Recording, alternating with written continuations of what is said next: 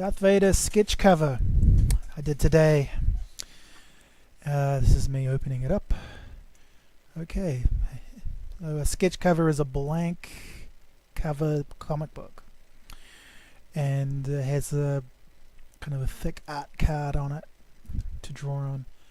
Here's me trying out different ideas, sketching out sketches, obviously, of different ideas for the cover. Since it's an original cover and not just a piece, I tried not to make too many mistakes, and I'm just jamming ideas. The first one there, which you can barely see in pencil, was my original idea, which would have Darth on the cover and the Star Destroyer and Tatooine on the back cover. I rejected that. You can see here this little idea here of Anakin on the back and Darth on the front. I would eventually use, but in a different way. But I'm using different pens just to quickly sketch down ideas. I have a very large Darth Vader figure in my office, which I use for reference. That one there with the billowing cape was a kind of very comic booky one, very Batman-ish.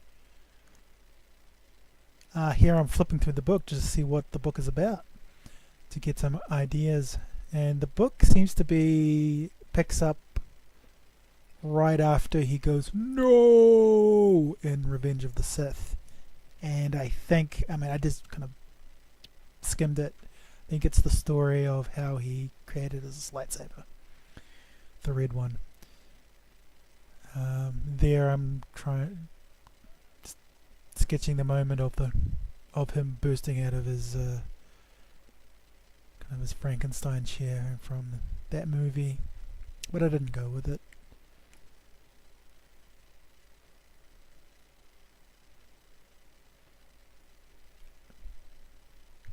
Leia and Luke. I was going to try to incorporate the two kids into it. Oh, and Padme, yeah. It was a nice idea, Obi-Wan. It was a nice idea, but it was I didn't have a lot of time to do this. The book itself actually arrived like a day or two late, so I had to quickly do it and send it back to its owner.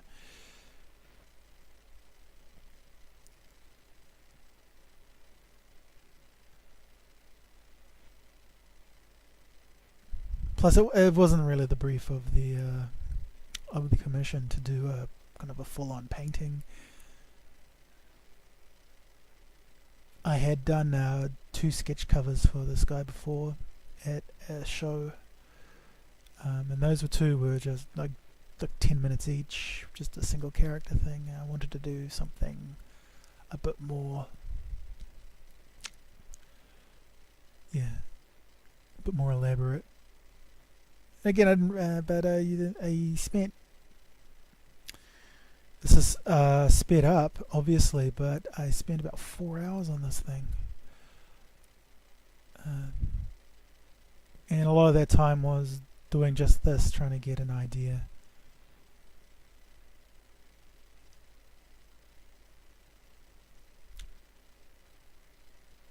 And there's the back of my head, the top of my head, really, blocking a lot of the art. Here you go.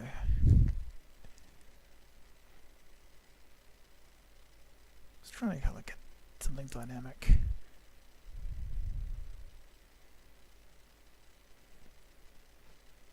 And here I'm concentrating on like a 2-page composition, and you can't really see it there, but I was trying to do a bit of a dynamic hand thing like a Force hand. But looking at reference, there's a lot of Vader holding up his hand in a Force choke.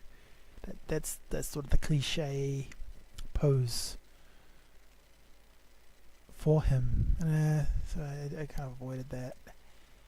And I think this one here, I kind of like this one, but it seemed a bit too low energy.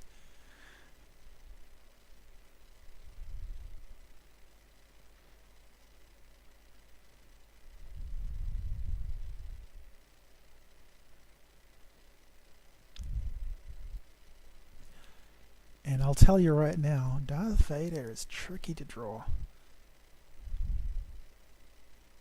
When I finally get onto drawing it, I put a lot of effort into that helmet, and if I can be completely honest, I'm not sure if I got it right.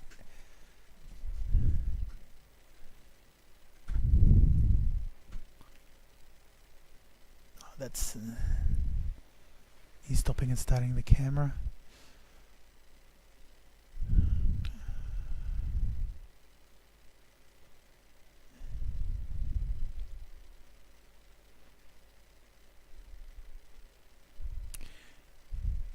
Gonna actually start this cover soon. Oh, there's another dynamic hand, kind of a Kirby hand shot. Oh, that's the figure I'm using.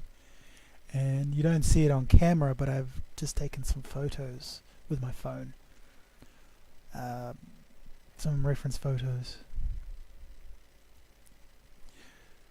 The thing is so big that it looks quite lifelike on camera.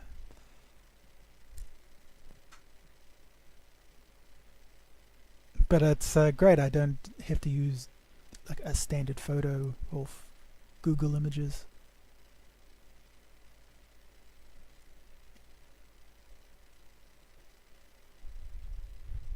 There he is.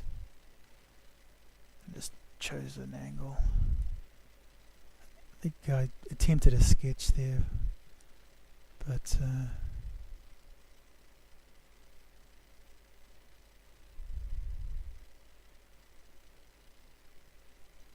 okay, yeah, so I just decided to, yeah, I know what I'm doing. Alright, so I got this out. Got the cover out, and now I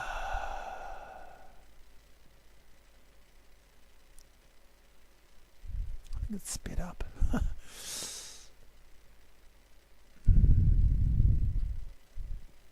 I mean sped up faster than I thought it was. Okay, now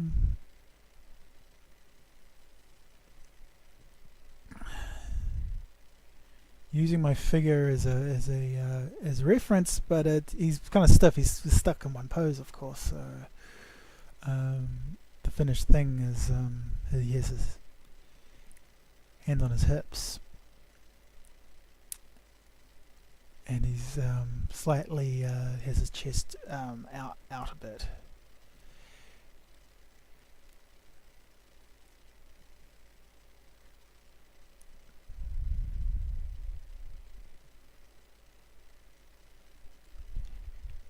Took a few goes to get the pose right, but the card on these covers is really good. It erases incredibly well, and I'm using a kneadable eraser, and those HB pencil lines just go away.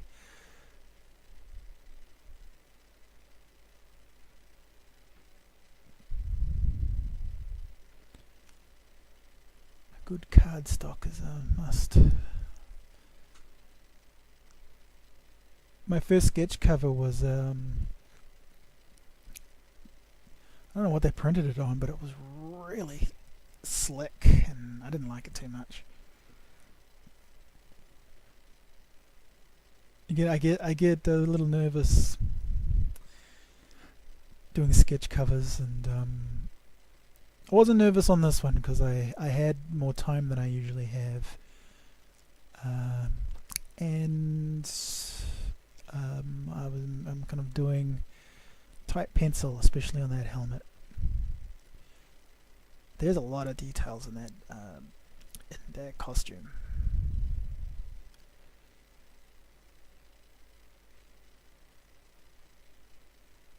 Great iconic design.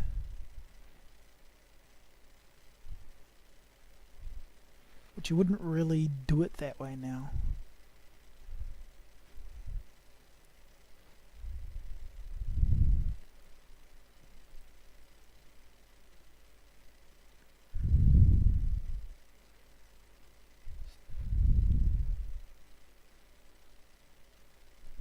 A lot of fiddly details which are being completely covered up by my head.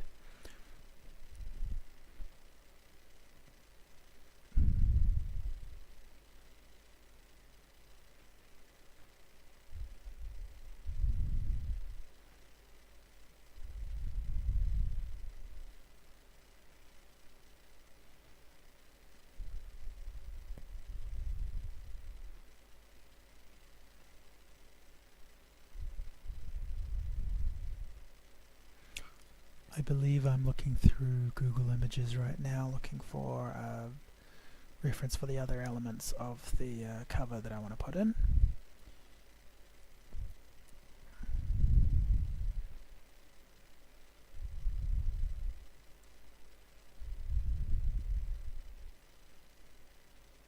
Because right in front of me are two monitors, my Cintiq and a secondary monitor. Okay, I'm putting in the image of Hayden Christensen as Anakin Skywalker from Revenge of the Sith. It's that shot where he's gone full Sith, with his eyes looking all Sithy.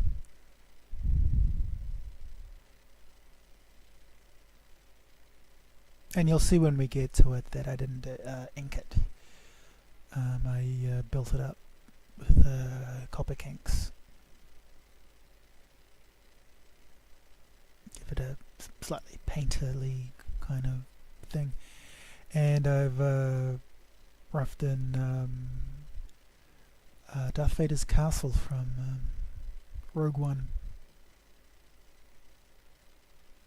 If there was a bigger commission, I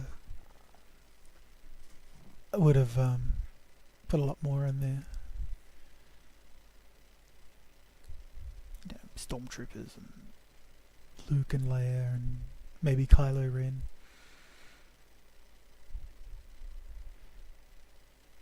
Okay, inking. Using Copic fineliners mostly.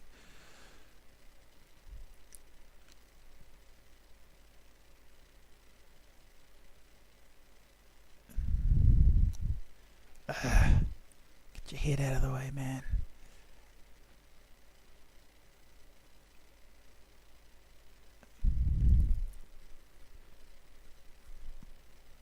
And I'm using quite a thin one. It's a number 3 or 5 to begin with, just because of the tight pencil drawing, and I wanted to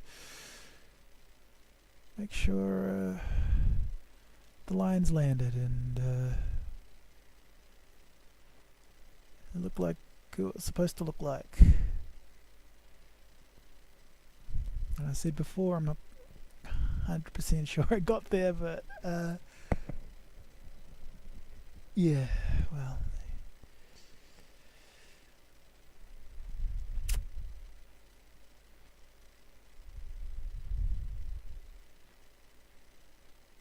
I switched to a Pentel pocket brush at some point here.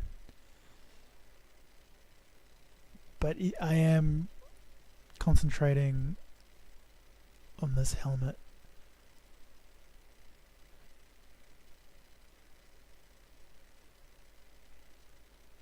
It's balancing the white and the black, because the reflections in the helmet. The white speck lights I'm not worrying about. I'm going to put them in opaquely later.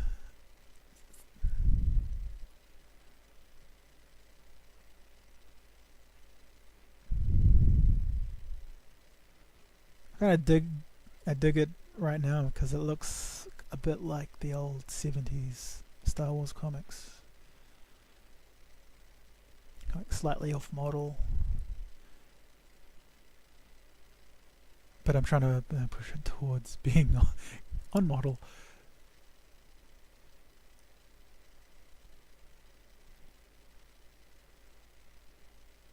Alright, there's a Copic brush pen. Kind of a pointy, flexible brush-like tip.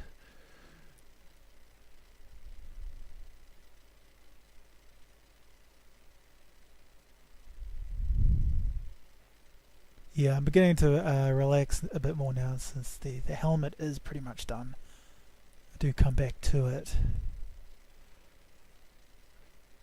But it's getting a balance between black and white. With Vader you can kind of black a lot of it out. But you got to leave just the right light bits.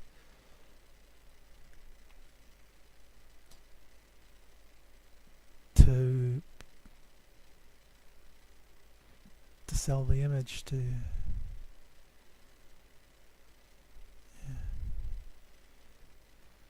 And sort of the lower it goes,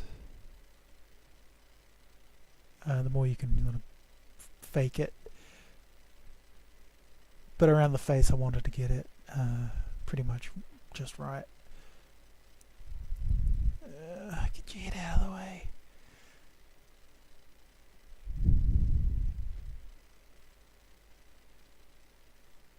Ooh. Something happened there in the recording.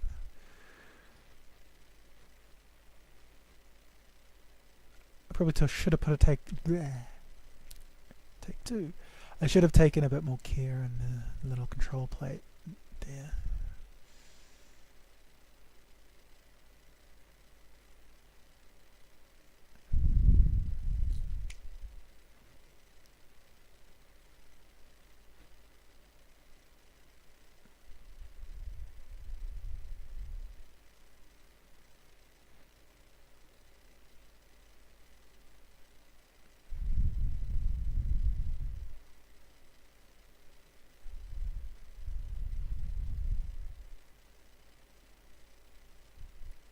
Now I was being a bit careful as well, trying to get that balance between light and dark.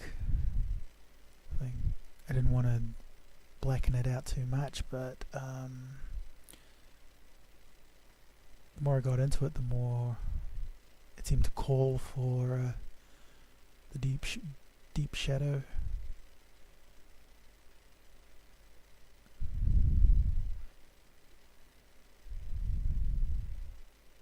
I don't know if Darth Vader ever put his hands on his hips like that, but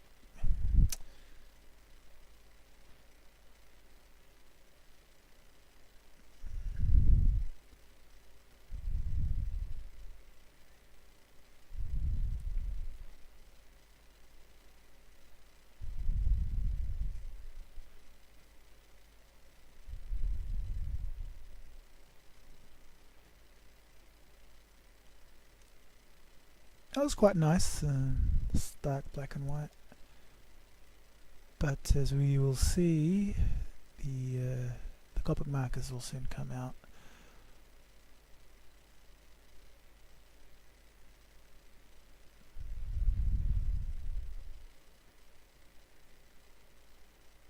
The fine liners are very good. All the Copic products are excellent when you're using them together, because they're pretty much formulated to not react to the alcohol-based ink, which can be a problem if you're using Copic markers, and that alcohol-based ink hits black ink and suddenly you got a smudge. But not with these ones. Oh, I've gone off camera here. And something you probably didn't see is that I placed a piece of 3M magic tape over the barcode. I didn't have to, but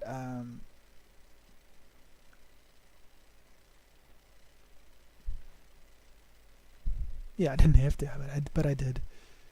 I'm also taking care not to cover up the Marvel logo.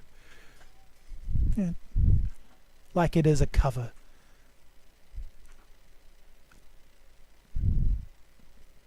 Not just a not just a piece of artwork that happens to have a comic book stapled in between it. Oh, we've started with the comics now. Mostly cool grey 3 and 5, but in there's the kind of that collar piece I've used warm colour, warm grey, just to yeah, well, just to be different, I guess.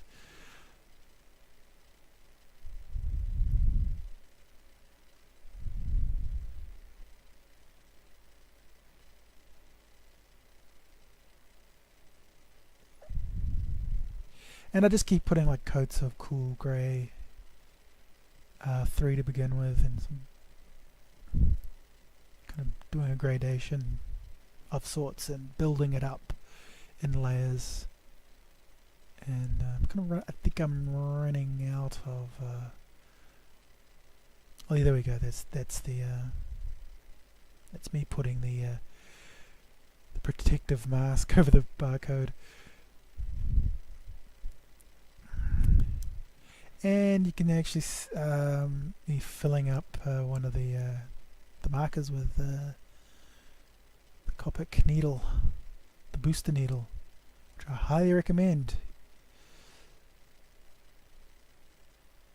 It's more effective than just dripping the ink onto the nib. Putting it onto the there's a big sponge inside the marker itself that's where the ink is supposed to go. Alright. Oh, there's my trusty Sharpie Magnum.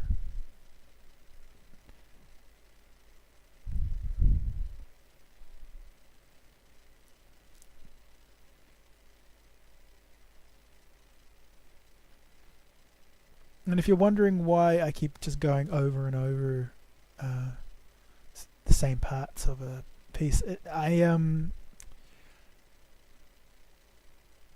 just trying it out. I wasn't quite sure what it would do, so I add a layer, saying, okay, is that enough? No? Okay. Okay, now I'm working on Anakin. Building them up in warm greys. And here I do go over it and over and over it again. I'm just layering it up. Start off with a warm 0 and build it up with warm 1, warm 2.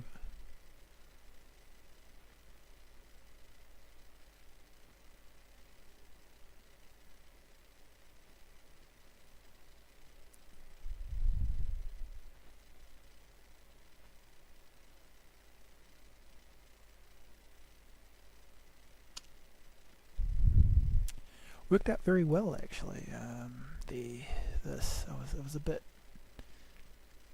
I just was going with my instincts, and I'm using here a cool grey Prismacolor pencil to add in darker details. I switched to a different black pencil, one that was a bit stronger later on. But that's what I had to. That's what I had at hand.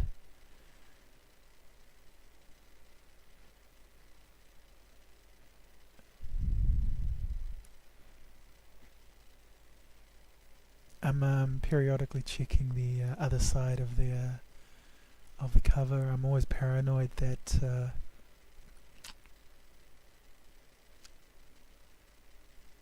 the ink is going to bleed through to the page, and I often put a protective thing underneath.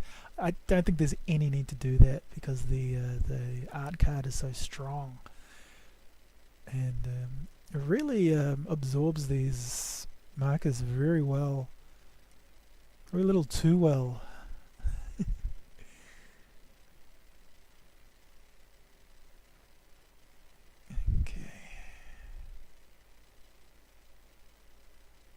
if I had the Copic airbrush system, I'd use that. I do have an airbrush, but it's in the garage.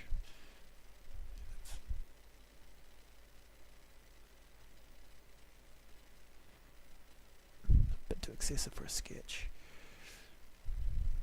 Alright, now putting in the castle, which is essentially just a silhouette. And I know that it's just the first pass on the castle, so it looks very streaky right now.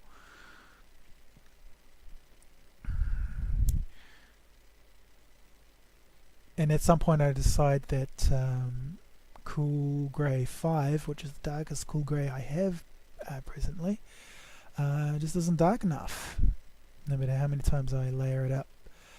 So at some point I switch to an India ink wash. I'm trying to get a kind of a cloudy like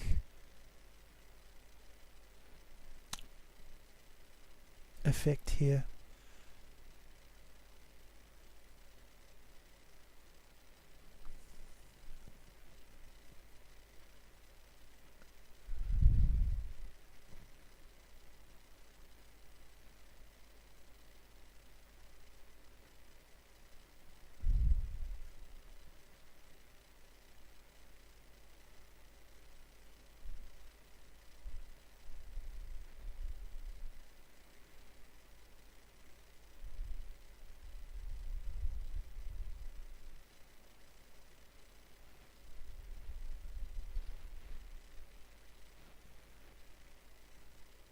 Nothing much to say.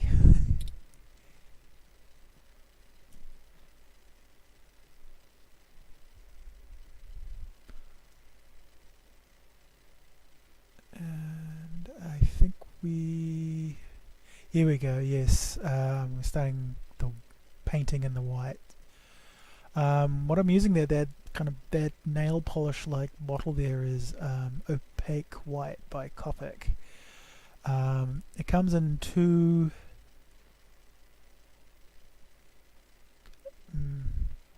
bottles, two containers, two types. Paint's the same.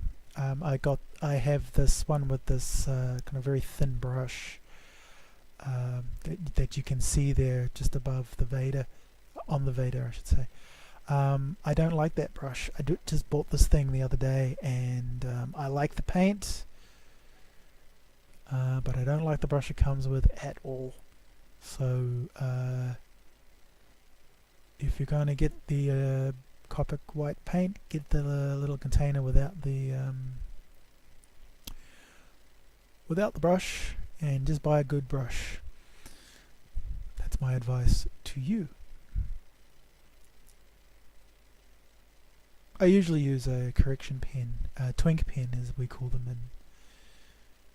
around here, but it's not that great, it's not that precise, and kind of dries sort of off yellow,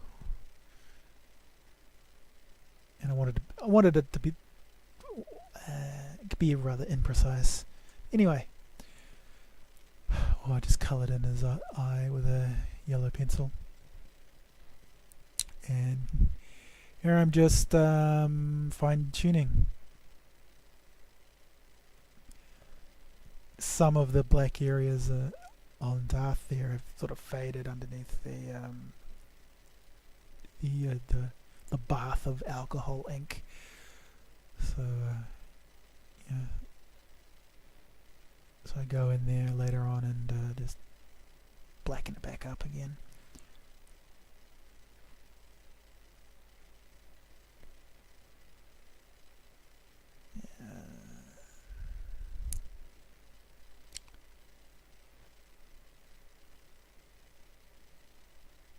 And I decided at some point that it still wasn't quite dark enough. I wasn't getting what I was after. So I sign it.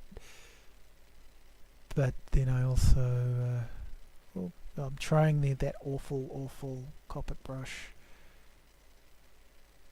It doesn't really work for me. And Yup. The mask worked. Yeah, there we go. This is India ink and water. So I'm just going over and with a flat head brush and just darkening some areas. I really like the effect this wash gives me. A very kind of a watercolory look, a painterly look, and yeah, and give me that rough, cloudy sky that I was after.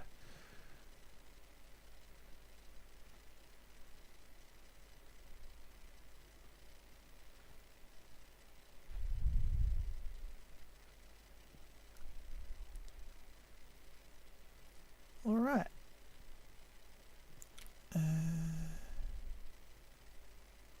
Is that it? No, there's more.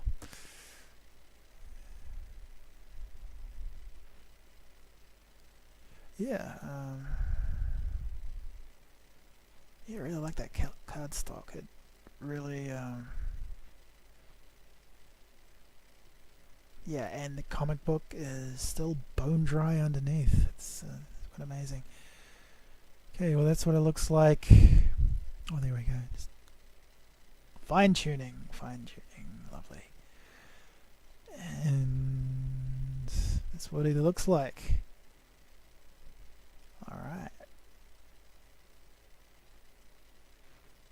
Thank you, Kyle, for that commission.